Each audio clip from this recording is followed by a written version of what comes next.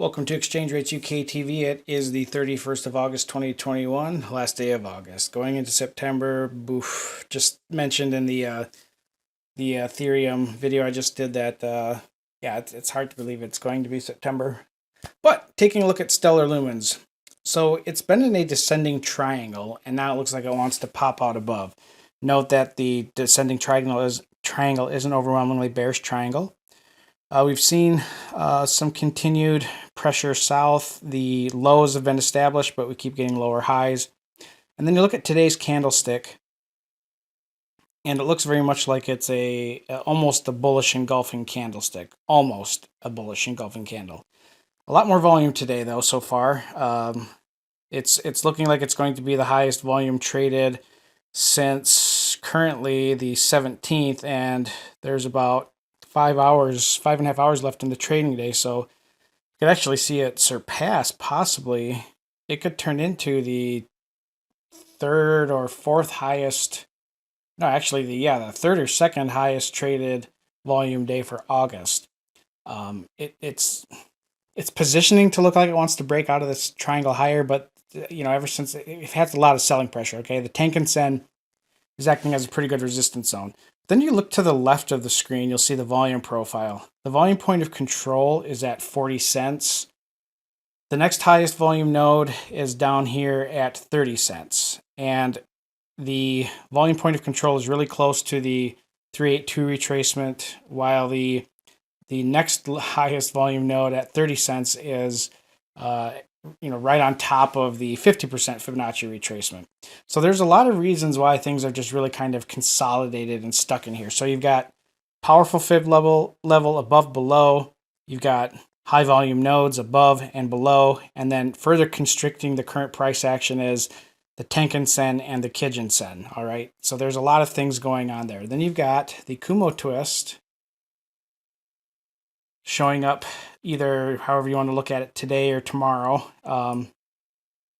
That's happening, and the Kumo twist is kind of an inflection point for any market, where this is where you often see the market make a big move, up or down. On the oscillators, things here look very supportive. There's we dipped down below 50, then we bounced above it. The composite index is below both of its averages, but it looks like it's leveling off and wants to move higher. And then there's a bounce off of the 0.2 level on the percent B oscillator. And it would have been better if it didn't tag and close below 0.2, because that's bearish. That is not a good sign. Unless that was a fake out to some higher moves, that's just a dangerous level. So Ichimoku wise, there's a couple levels we need to look at. First is at 36.50. If we get a close at 36.50 for stellar, that puts price back above the Tenkan-sen and the Kijun-sen. And then more importantly, well, I guess equally important, is the lagging span then is above the cloud as well. And then we have all the conditions set up for an ideal bullish breakout in the Ichimoku system. All right, that's how that is set up right now. Is that going to happen?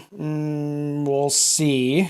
But as far as the trading goes, 36.50 is an early entry, but then you've got all this business up top here.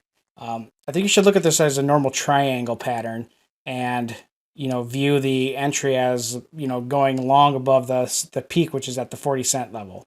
So 40 cents, even if there's a close there, that is probably the best bet in my opinion.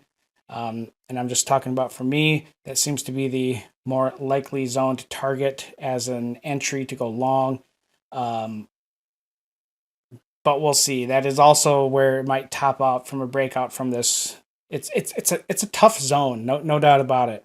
It's a tough zone to trade it, because it would be a great area to short, but you have to wait for the daily close, and that's what I think we should end up doing moving into the next trade day. So there's a lot of kind of short-term weakness intraday that's going on here. So there's an increase in some selling pressure intraday, so just be aware of that.